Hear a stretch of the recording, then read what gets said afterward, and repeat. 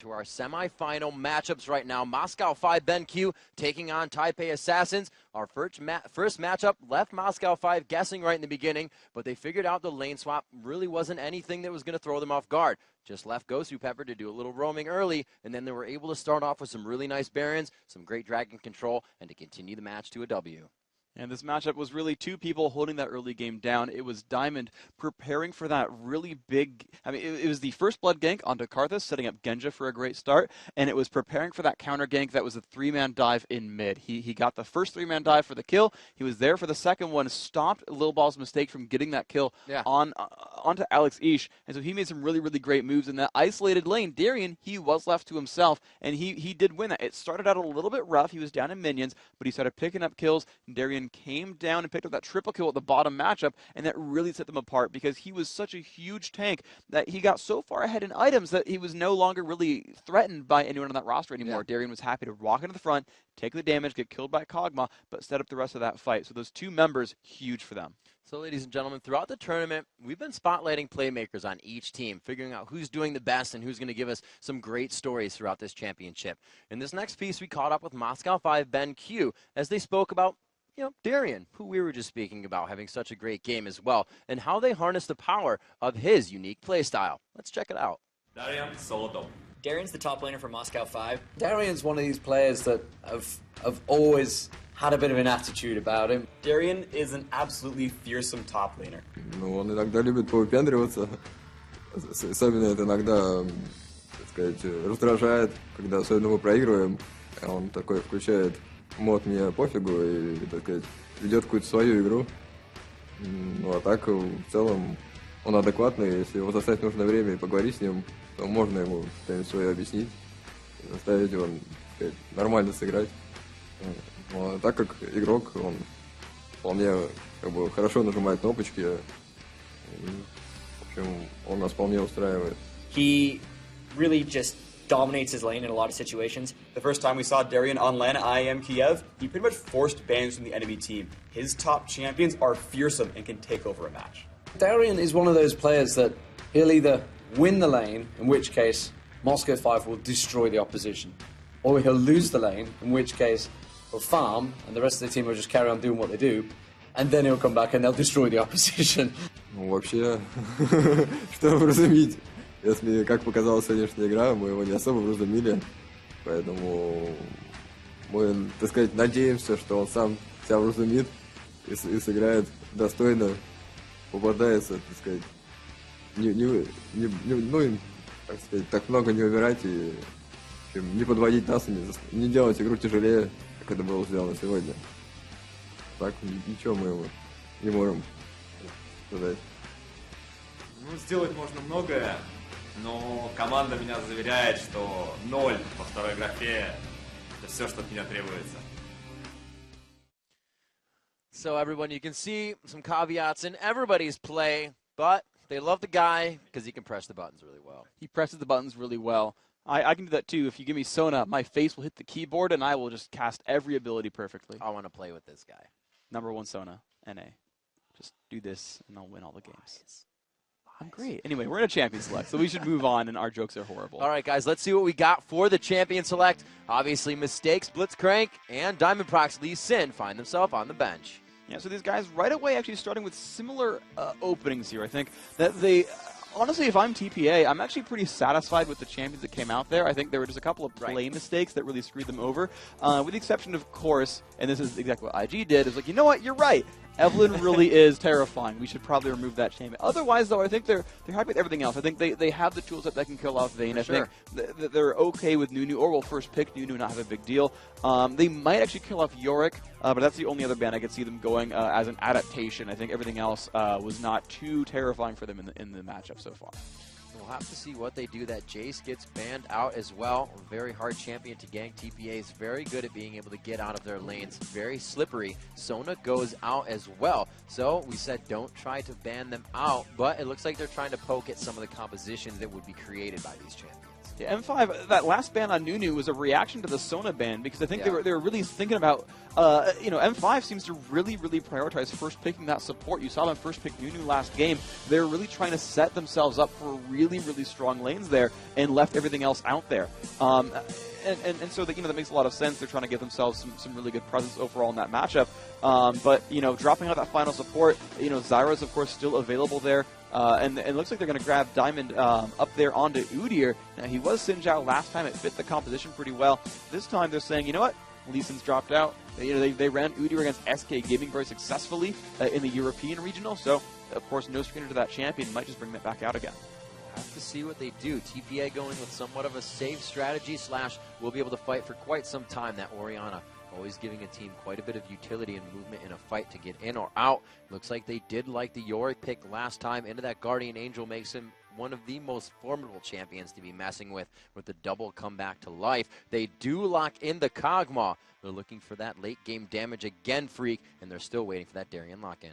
That makes a lot of sense. Once they started looking at Yorick, I was like, when you see an Orianna in there, Orianna always screams protect the X. Yeah, she's an amazingly dominant, mid lane mage, but transitions into a very powerful support by the end. And it, of course, still has a damage output, but is really good at keeping someone alive. There's a lot of disruption there, some shields, things like that. And as soon as you see Orianna, you've got to start thinking about champions like Kog'Maw or Vayne who are going to really scale throughout that match and require protection, but if they're protected, kill people really hard. When M5 looked at Yorick, I was like, well, Yorick is ever going to protect the X champion. Yorick, in fact, revives X and makes Kog'Maw or Vayne come back to life and keep dominating. Now, Genja was never really killed in that last match, so it didn't matter too much, but you always have that for the backup option and can be really powerful. So they've both denied Kog'Maw and given themselves a synergy with Kog'Maw. This had to have been a champion-select adaptation from M5 to pick it so early. We're seeing some champions we have seen recently and some solo queue play as well. And we're going to see it locked in actually as Tarek still staying on the cold side. Toys picking up Tarek for his team. Little Balls goes with a safe support jungler Maokai looking to really set up the ganks instead of getting for himself or his lanes. I don't actually like these picks here from TPA going Maokai Tarek. I would have really liked to see something like Nocturne Leona or Shyvana, something like that. Shyvana Orianna, an amazing combo as well to open up because they already know they're against a crazy fearsome backline with Yorick Cog. Now maybe they're trying to withstand Yorick clone plus Kog'Maw damage output with Maokai, and it can make sense, right? If you have Tarek up there with the Shadow Aura, 30 armor to nearby teammates, Maokai's Vengeful Maelstrom minus 20% damage as long as you're standing in the area.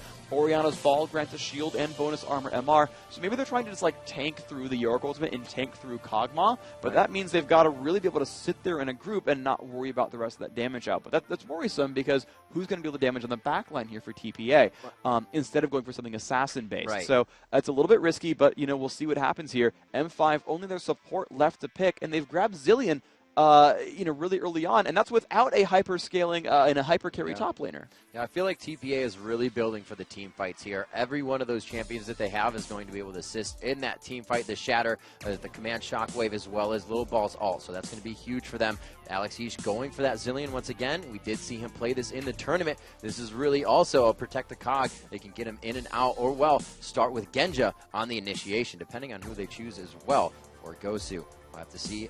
You got Vayne being picked out, as well as Mistake holding on that top laner right now. He will be going onto Tarek, but he's going to be choosing out that Nidalee. And yeah, there is that support Zyra here. So this is really, it's really crazy because you've actually got both team comps going protect the carry. You've got Type A Assassins, you've got Stanley on Nidalee. It's a heal and an attack speed buff. Tarek, a decent enough front line. Maokai, a front line. Orianna able to provide shield and durability. And it's just like, guys, let's all just put our cards, let's put our eggs in a BB's basket. Let's give him a nice big backpack. Let's ride in that and hope he can carry us to victory. Because this is really just a team that says, good luck, BB, we're relying on you.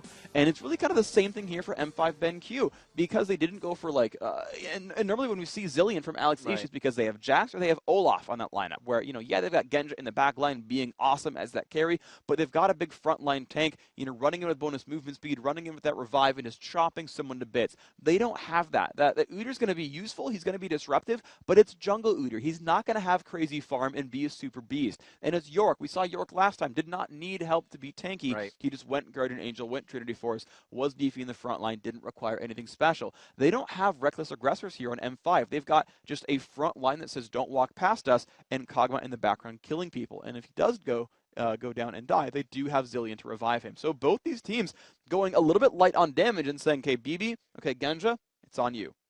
Not that I'm, I don't know very much for Stanley's top Nidalee play, but I feel like they've forced themselves into a composition that wants to use everything from their champions. And if they don't get that right on Taipei's side, if Nidalee can't get in there, yeah, she's going to want to be able to throw heals on Vayne, get that attack speed up, get other things happening, get that shield. So I think if those don't correlate for them within this matchup, they're going to find themselves coming up short. A lot of their initiations last game on Moscow 5 that was 100% ready, that Stand United Requiem attack bottom was an amazing engage by Taipei Assassins and would have taken 99% of any professional player off guard. But Moscow 5 on their game is ready for these little things that Taipei Assassins is going to have to do to really get their composition to come to fruition. And so here we are. The game is started. Let's get ready for Game 2 of these semifinals. This is do or die for Taipei Assassins. You see them on your screen. They are down 0-1. The Galen Center getting prepared for the World Finals to take place on Saturday. Moscow 5 BenQ. They are one game away from qualifying themselves for that grand final. It's 1-0 in this best of 3. They are winning in this matchup. M5 wants this. TPA needs this to stay alive. Getting that sapling pull. There's going to be a little bit of an invasion here as they saw Darien leaving the bush. They're being very quick on this as well. They have given up the fact that they are now in the jungle, and we're going to see a rotation here that top side. Moscow 5 is going to start going after the other blue as well. TPA is going back, though. Freak, this could completely be a strategy where they push that in there, and then they're going to be waiting for this fight. However, they don't know how many members are on the other side, so they're really walking into danger here.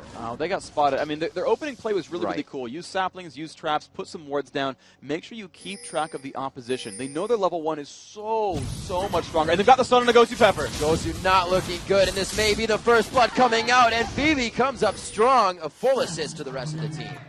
He's not even going to bother casting the passive. Finally shoots it out at the end. No kill there.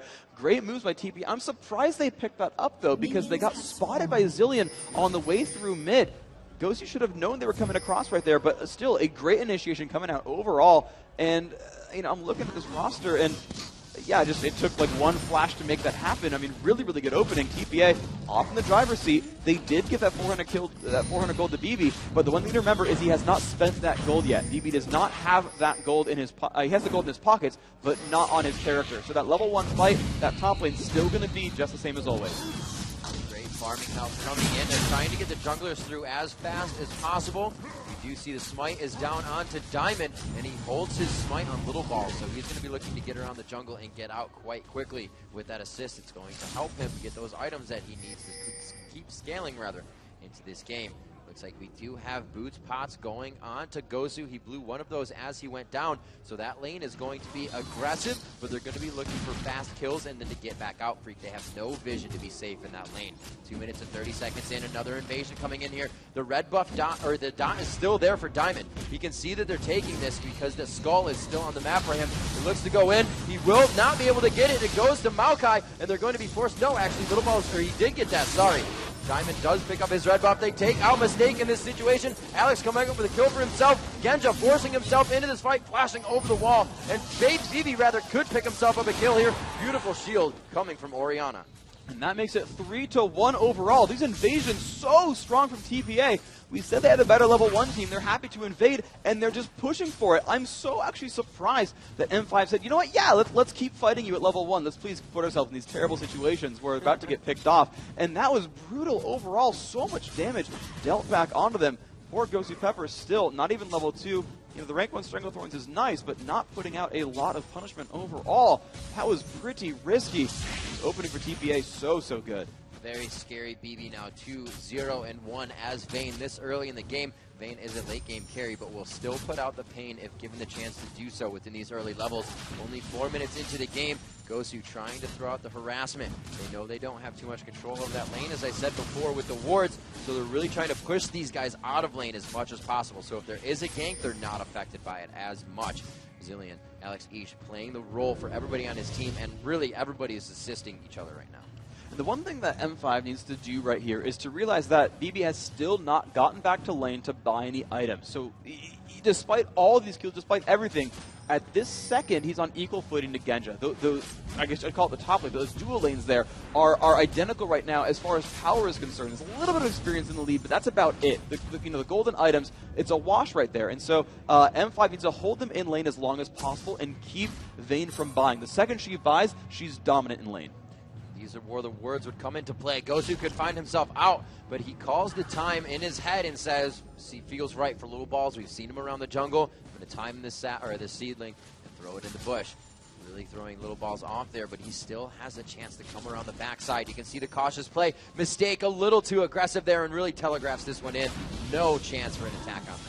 But they can perfectly zone this lane. You look at the minion wave, and actually, it's now actually bigger on TPA's side, so it will push to the turret. And so M5 can kind of sit on their heels and wait. They won't lose too many minions if they just simply wait in the background and let it push to their turret. Because the wave is so much larger on the other side, you're not expecting to have your minions really pick off too much in that wave, and they'll be pretty safe overall. Alex H getting a little harassment done to him, but Diamond procs perfectly there as he makes his way through the jungle.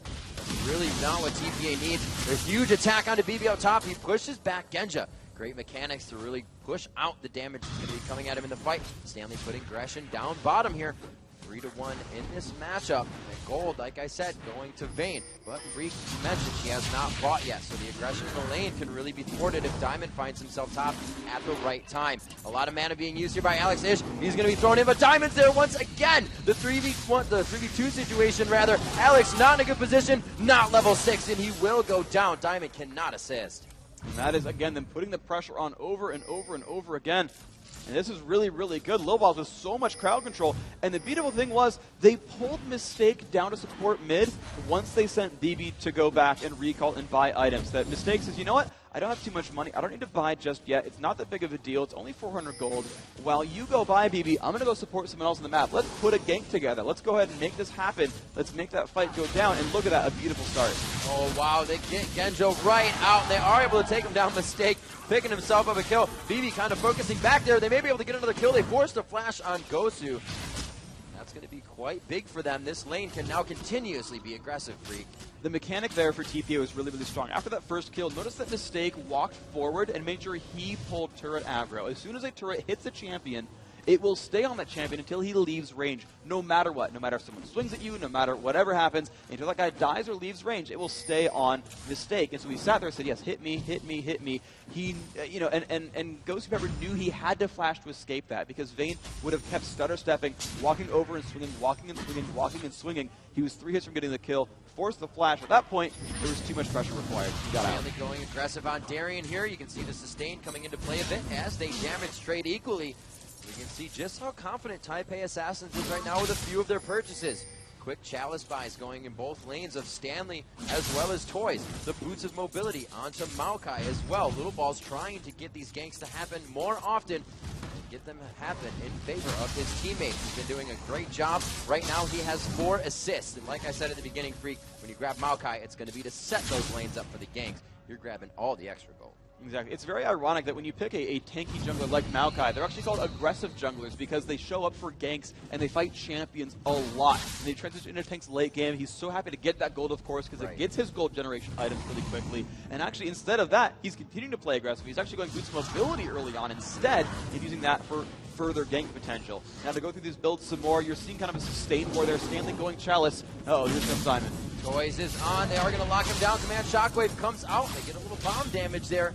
The blue buff is going to keep Toys on the aggressive. He is going to be able to throw out a few more auto attacks. Each one scaling with a bit more damage. The Ping's top lane is they have Tarek off to the side of it. Stanley trying to heal himself up in that bottom lane bush. Continuously pushing that lane. 63-52. The matchup still in anybody's favor there. Nobody really has the upper hand. They both have pretty good regen going down for themselves right now. And you can see him really no mana still staying in that lane. Top lane still being aggressed quite a bit as the junglers both leaving their red buffs right now. Could see a little bit aggression towards that top lane. The wards are down for both teams here as they start to really figure out that the abilities are up. Everybody's starting to get their ultimates, Freak. The team fights are going to start to come to fruition in a little bit here. Yeah, I think, and then one big thing here for Stanley is he's actually got Summoner Teleport overall, so he'll be able to show up to those fights much more frequently. I think TPA definitely wants to keep moving in and put that pressure on because they want to keep the aggression going. They've got enough of an advantage. They can actually keep pushing that advantage. Vayne is such a good duelist. We talked about that in the post-game to Game 1, where Vayne was able to go on and do whatever she wanted and just simply be that queen duelist. And so they want to keep putting her in fights where she can win. They want to keep putting Toys in those battles as well. He's got enough mana regen. He's got good enough cooldowns that he will keep putting pressure on the map as well. The overall team fight here, 10 minutes into the game, is just better for TPA. I think M5 would love to let this kind of sit down and, just let turrets take a bit of damage and just let that, fight equal out. He's in a dangerous spot. He throws down the chrono shift. They're still attacking, and they allow him to go down. But there's a little bit of crowd control here still. Can they go for it? And they will. Drop him a second time with that Ignite on. Diamond trying to go for the kill, but Little Boss flashes out perfectly on top of the wood. The teleport comes in from Stanley, and it looks like they may continue to dive. The flash is forced out. So many summoner spells used in that fight, coming into 10 minutes in the game. But TPA grabbing an upper hand there. And they're going to keep that pressure on, that Summoner Teleport being used, forcing the flash away from Diamond, and that severely limits Diamond's opening potentials. Look at who he could gank.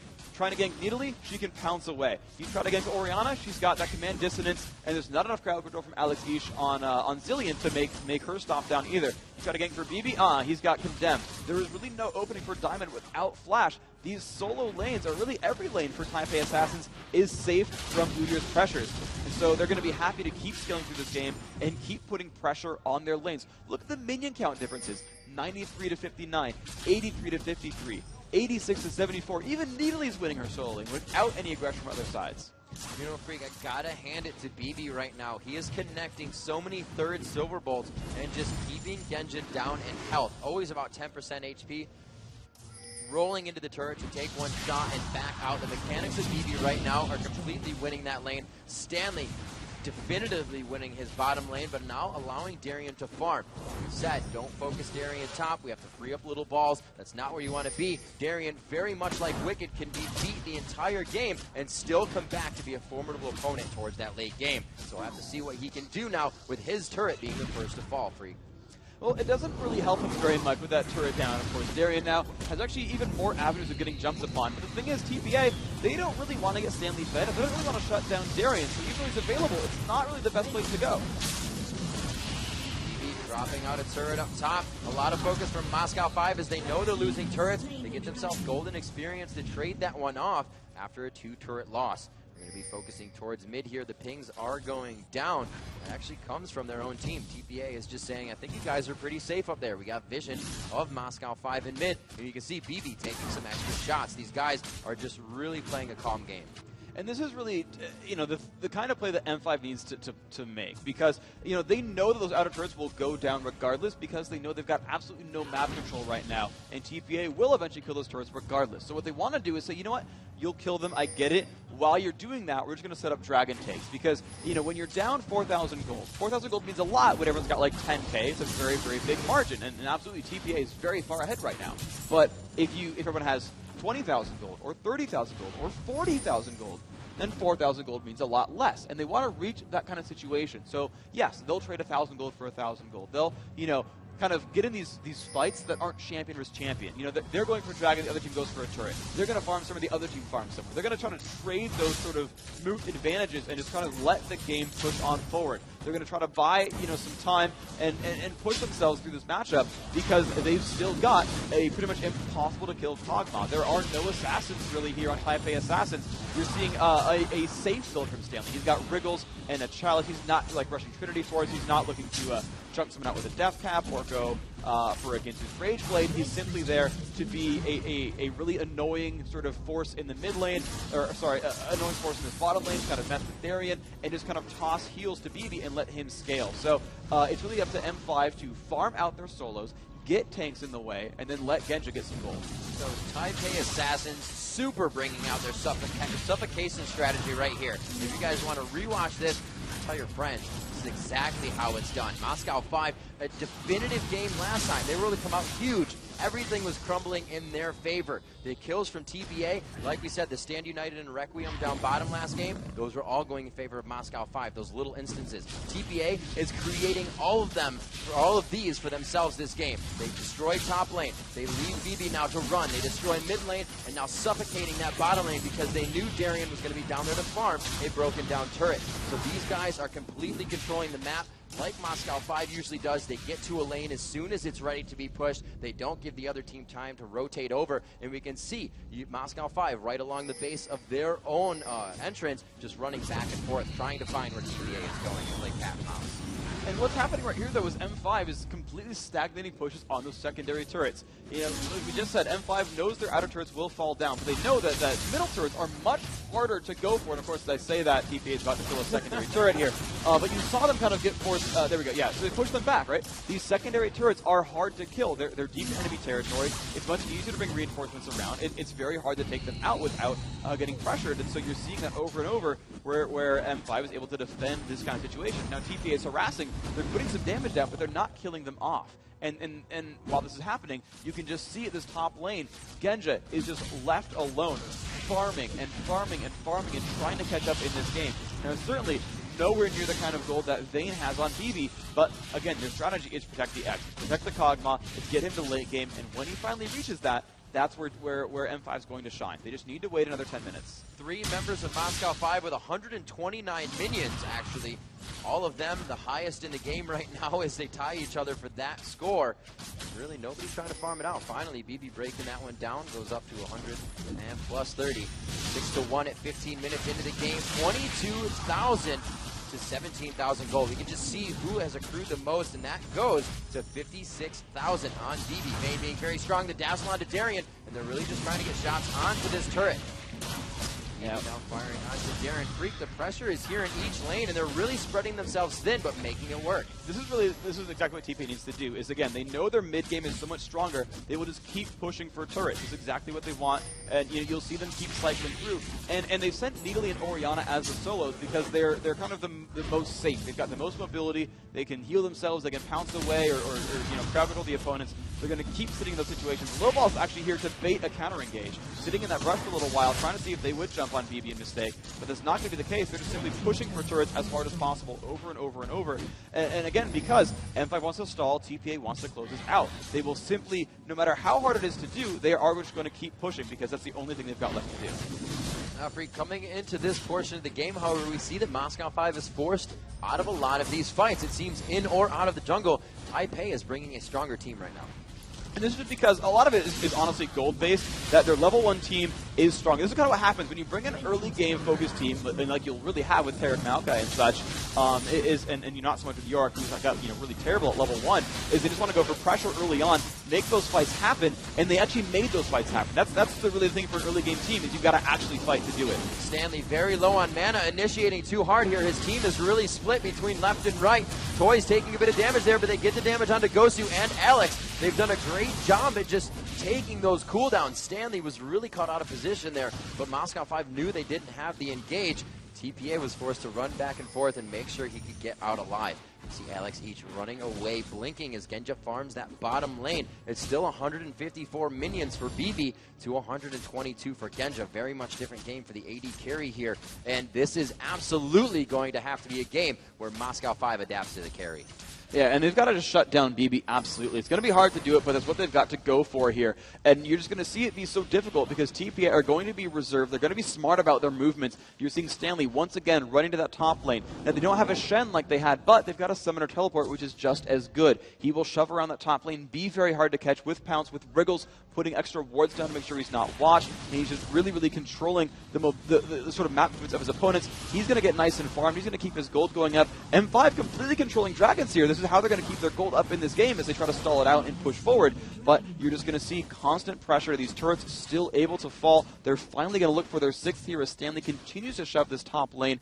And now he's finally transitioning into an actual fighter. He's got that Phage, the Trinity Force finally coming up next. You know, he went for Chalice Wriggles just to be a sustained monster and to really mess with any counter pushes here. But that's going to be the gameplay, is just pushes. You know, BB's going to pick up gold on the back of that. That even though they've been splitting up and pushing constantly, unfortunately, he's still up there in minions. But I mean, look at the gap now. It's 132 to 158. Genja is catching up. That's exactly what M5 wanted. Is Genja? He's got to get closer and closer on those items. He's got Phantom Dancer, but he needs Zerkreis. He needs Infinity Edge. Going after Alex. He does not have his ultimate up. Stanley able to take him down, but this is going to be the fight between Alex and Stanley and Diamond rather. Too much speed coming from Nidalee, the escape artist in that Cougar form, and we're going to have to see if they go for this now. TPA trying to force down onto the Baron. It looks like it will be theirs. Darian just on the other side, about to throw a ghoul over, but it's not going to be enough. Do they pursue him? No. They looked like they were going to be the side of the wall for another twisted advance attack. Stanley finds no mana for him, though, but it's not going to be any cost for him in that form. Continues the pressure on, gets as much as he can, and really, Freak, what they're doing right now is just keeping Moscow 5 out of their lanes, allowing a little bit of push here, and great job by Stanley for not allowing Darian to back. And this is one of the most difficult things to do, is to actually close a game out. They know there is a team that's trying to stall. They know Genja is just trying to get gold, and they're tooth and nail defending their secondary turrets, because they know as turrets fall, TPA will still scale ahead. No matter how much that Kog'Maw farms, they know if every turret is 150 gold to everyone on the team, they know that Dragon's 190, Baron's 250. If they can keep picking up those margins, they will keep scaling themselves forward. They will absolutely, push themselves farther and farther ahead, and so they're trying to keep these advantages together. And with no one getting caught out too much on M5, they're stopping those pushes. But Stanley making a big play, actually pushes out Alex Ish, actually makes a 5-on-4 happen, and then baits the rest of the team top lane. TPA have actually created openings on the map. They've finally given themselves these windows to take major advantages and push on through more. Oh, Genja taking so much damage from Stanley, but he's able to trade it back here. He may have enough mana to get this. That W is still on. Throws out the living artillery, but here goes Baby. Slams him against the wall. The Yorick ulti is on, so he will come back to life, but he's instantly brought back down again. Trying to stay in this fight. It is going to be Diamond Procs going down. A huge initiation for BB, and he finally falls. The shutdown going to Darian in this fight. Alex Ish's chrono shift is down. Darian there to keep that pressure on. Gosu can lock them down to the turret. Stanley gets out of that, and it's just huge pressure from Taipei Assassins right now. Darian is, however, able to clean up a few kills for his team. It's now 3-3, or 4-3 now. Finally, the last auto attack and double kill for Toys. The ace on the Moscow 5. He almost killed Lil Bob by running a freaking bomb into him. But they did survive that one overall. This turret low enough they could backdoor it. Toys, yep, there's the shield. Says Lil Bob, come on, dude, thank you. She almost died to the turret as a result there. TPA, flawless team fights. And actually, M5, they did almost pull that one back. Genja got caught out. He took a lot of damage, but they kind of collapsed into that fight really, really well. They nearly turned that one around, but that fight was really carried on the back of the gigantic gold lead that Taipei Assassins built for themselves. M5's power is always team fights. Let's watch that last fight with player audio. 太负我，太负我，再来，机灵晕了，机灵晕了，机灵晕了，来，我死了，我死了，小心，对，这波可惜，慢慢来，他负我，应该可以再打，慢慢来，注意一下球女就好。哎，Stanley 可以 ，nice， 这差一点，好可惜哦。哦，啊，可以，慢慢来，机灵有在进来了。 Absolutely amazing. You can see Mistake on the front line of those calls right there with the rest of his team.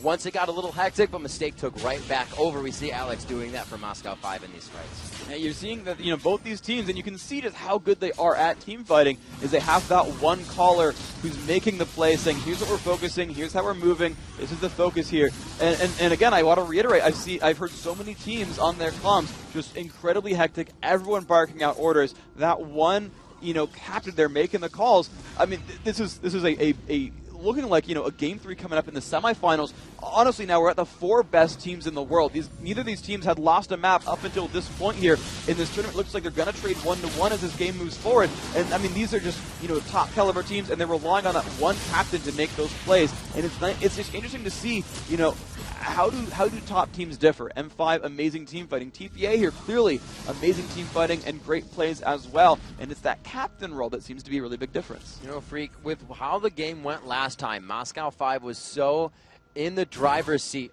I pointed out that, Taipei Assassins kind of had a composition that relied a lot on itself. But each lane fended for itself. That composition of reliance, is totally out the window. They can all do what they want, and their team composition has become that much stronger, allowing BB to run by himself. He can pretty much 1v3 any situation against this team. There's not enough crowd control to just lock him down. Those dodges of him and his mechanics this game have been paying dividends for his team. Right now, 3-1-4, 5-0-5 coming in from Toys in mid. Toys another key to victory. Get him fed and play around his game and strategy, and has just been huge for these guys. And whenever Stanley gets in trouble, we saw him going into that last fight really tanky enough to take on the cooldowns for the fight. TPA has just turned this one into their favor, now dictating these fights and on the front step of Moscow 5's base. Looks like they're going to back off here. Dragon should be coming up quite soon. That was about 17 minutes that it went down. 12-4 here. They are in an 8,000 gold lead right now for Taipei Assassins.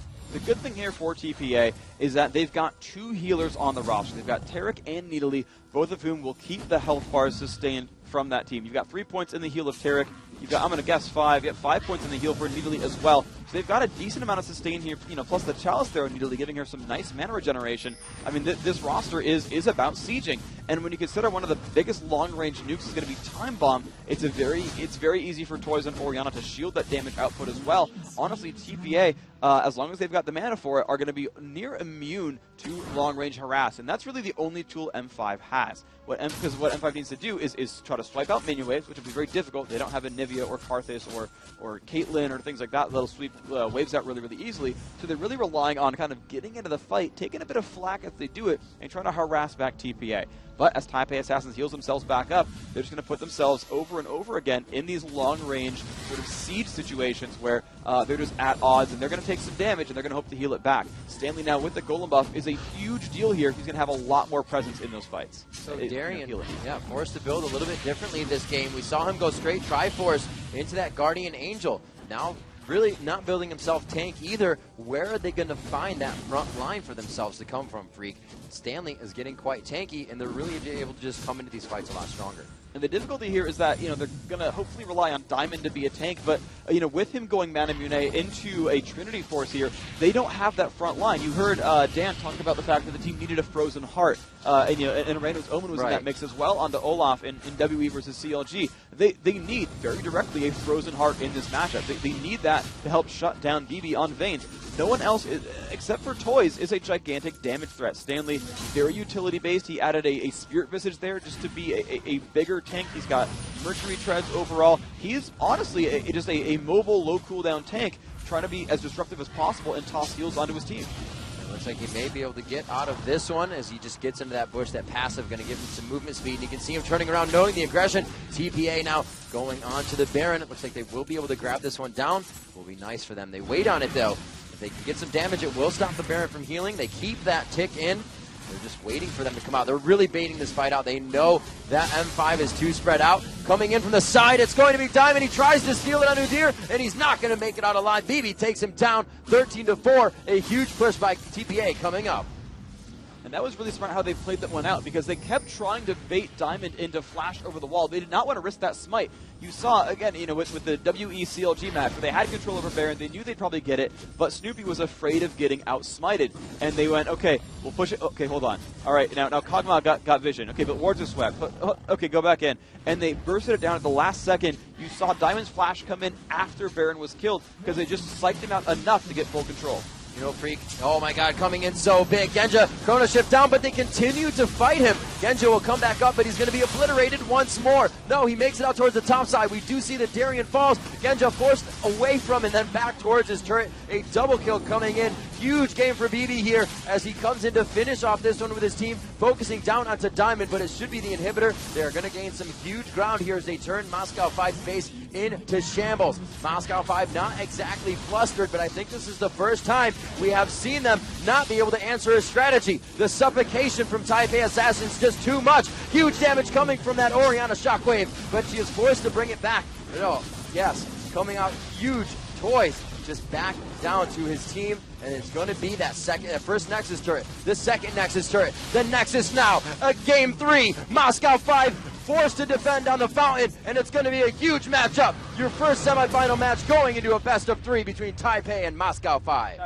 And what a match that was from second number 1, TPA, coming out with the strategies, jumping in and invading onto the jungle. You saw them kind of run in there, put a ward down, really